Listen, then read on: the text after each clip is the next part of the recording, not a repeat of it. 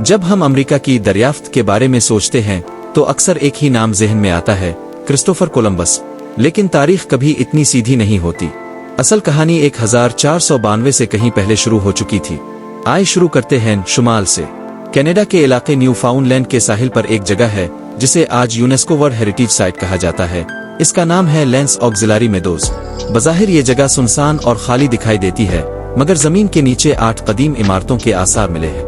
1000 साल पहले ये खंडरात नहीं थे, बल्कि वाइकिंग्स के घर थे, लकड़ी और जहाज से बने हुए।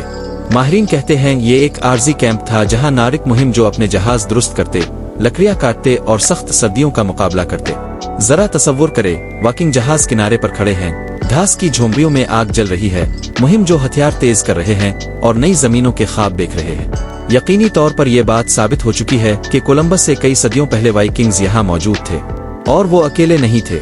तारीख में एक और हैरानी छपी है, एक छोटी सी सब्जी शुक्रकंदी। ये सब्जी असल में जनूबी अमेरिका की है, लेकिन हैरत अंगेज तौर पर हजारों मील दूर पोलिनेशिया के लोग भी इसे खा रहे थे, वो भी कोलंबस से सदियों पहले। सवाल यह है कि ये वहां पहुंची कैसे? डीएनए तहकीक से पता चला कि पोलिनेशिया की शुक्रकंदी बिल्कुल वैसी है जैसी जनूबी अमेरिका में थी। इसका मतलब है आ तो पोलिनेशियाई लोग जनूबी अमेरिका तक गए और ये फसल साथ ले आए, फिर जनूबी अमेरिकी लोग बहरुल काहिल पार करके पोलिनेशिया पहुंचे। जो भी हुआ, ये साबित करता है कि लोग सदियों पहले समंदरों को पार करके एक दूसरे से मिल रहे थे, तिजारत कर रहे थे और नई जिंदगियां बांट रहे थे। 2014 की एक तहकीक ने तो मजीद चौंका दिया। इसमें 70 आइलैंड रापनुई के लोगों का डीएनए देखा गया। नतीजा ये निकला कि वहां के पोलिनेशियाई लोगों में जनूबी अमेरिकी आबाओ अजदाद की झलक मिली, और ये ताल्लुक तकरीबन 1280 ईस्वी का है, यानी यूरोपी जहाजों के आने से बहुत पहले। यकीनन हर नजरिया दुरुस्त नहीं। कुछ लोग दावा करते हैं कि चीनियों ने 1400 की दहाई में अमेरिका पहुंचकर यहाँ बस्तियां बनाए। कुछ का कहना है कि एरिज़ोना में चीनी जुबान के निशानात मिले हैं, लेकिन ज्यादातर माहिरीन उन बातों को मजबूत सबूत नहीं मानते। लेकिन जो हकीकत है वो ये है, अमेरिका की कहानी सीधी लकीर नहीं है। ये एक बड़ी चादर है जो कई धागों से बनी है।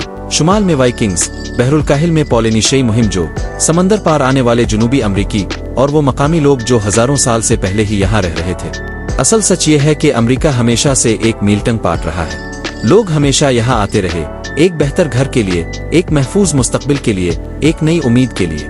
चाहे वो वाइकिंग्स थे जो बर्फानी समंदर पार कर रहे थे, पोलिनेशियाई जो लकड़ी की कश्तियों में मीलों का सफर कर रहे थे, जनूबी अमेरिकी जो शुक्रकंदी जैसी फसल ले जा रहे थे। सबकी कहानी एक ही है, जिंदगी की तलाश, ताल्लुक की तलाश और उम्मीद की तलाश।